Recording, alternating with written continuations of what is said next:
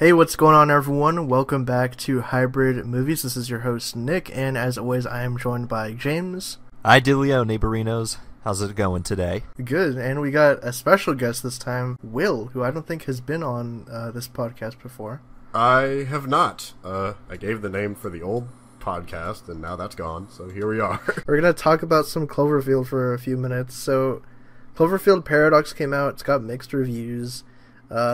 Surprisingly, there's like a decent number of like the actual fans of the franchise that like it, but it is fairly like split. Like people are like, it could have been better. Like there's things that didn't make sense, but yeah, I don't know. I kind of like how the idea of it, like, I guess spoiler warning here if you haven't seen it, but like, if you haven't seen it, yeah, just skip to the end of the podcast. We're talking spoilers, but anyways, so the movie basically is like a sequel / prequel because it explains pretty much the whole universe and why there's like aliens and monsters and everything. It opens the door for like everything happening.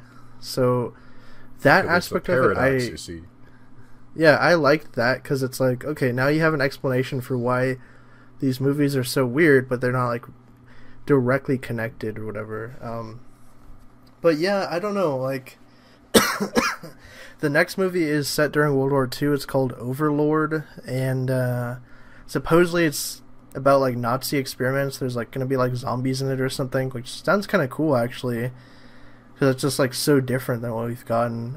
Will, what do you think about like the franchise overall now? Like we have Paradox and stuff. Yeah, I think you and I are about in the same boat.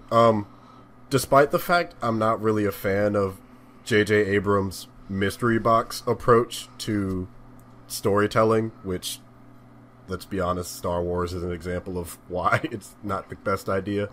But in terms of Cloverfield, like in the Cloverfield Paradox, I still really, really liked it. It went down a little bit once I let it settle for a bit, and I think my final review comes out to like an 8.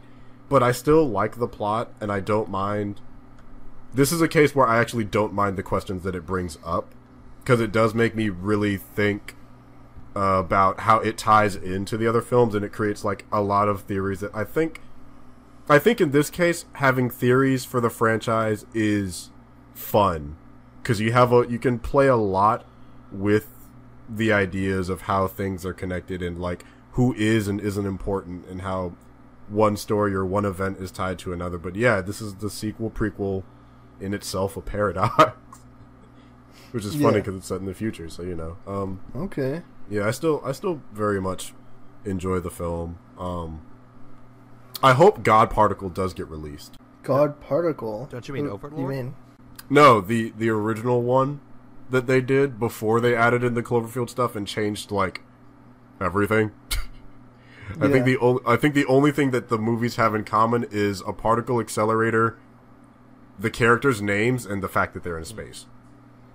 And that they like Earth quote disappears. Yeah. That's about it. The plots are wildly different, but yeah. What are your thoughts on like the Overlord and this thing that I just found called Colma or something? This Daisy Ridley Cloverfield thing. I'm really interested in Overlord because it seems like another case of one of those scripts that they turned into a Cloverfield movie, like 10 Cloverfield Lane and Paradox before it. It's an interesting premise because it's set in World War II, and we have zombies and Nazis. So it's turning Call of Duty gameplay into a real plot. So I'm curious as to how that's going to tie into everything else. And the other one that you mentioned, that one sounds weird, honestly. of all the things in the franchise so far, that's the one I'm like, well, that's a peculiar story. I don't know why it seems so. I guess because it's the first one that isn't taking place in America. It's the first time they're kind of going abroad with a weirder story because it's like time travel. So you know. Yeah. I'm interested in where the franchise is going to go because it seems very much like disconnected but loosely connected. If you don't like asking questions, then I don't think you're going to like the franchise.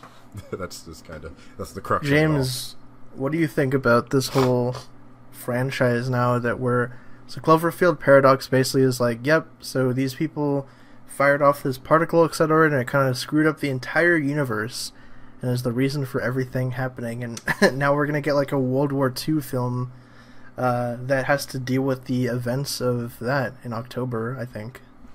Yeah, because I didn't see Cloverfield Paradox, unfortunately.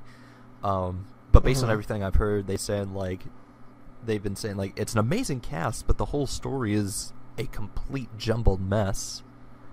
Which I guess, if you take the time to try to sort everything out as to what's what or how everything relates, you'll probably won't have too much of a problem. As far as like the whole series overall, like the only one that I really enjoyed like watching was 10 Cloverfield Lane. Like the first Cloverfield, I just wasn't a big fan of the whole shaky cam approach. I get what they were. I think that's one of the few films that does it right. I'll give them credit for that. I mean, it's not for everybody. I liked it. I mean, I just don't like. It's not for everybody. Yeah. That's fine. I just don't like shaky film in general, just because it kind of makes me sick. I totally get it. Yeah, but like 10 Cloverfield Lane, like I really enjoyed that. Like just as a thriller, and it's a movie you can watch by itself and completely enjoy without having to watch any of the other Cloverfield movies. That being said, like you talk about a movie that takes place during World War II, has Nazi zombies. I mean, that's just something that I gotta go see, and I think a lot of other people need to see too. Yeah, exactly. The only thing better than killing Nazi zombies. There you go. It's like, you remember Call of Duty Zombies? Well, now you get to watch it. Which I wouldn't be surprised if that was the Call of Duty script and they just like, Nazis, zombies. Make them zombies, cool.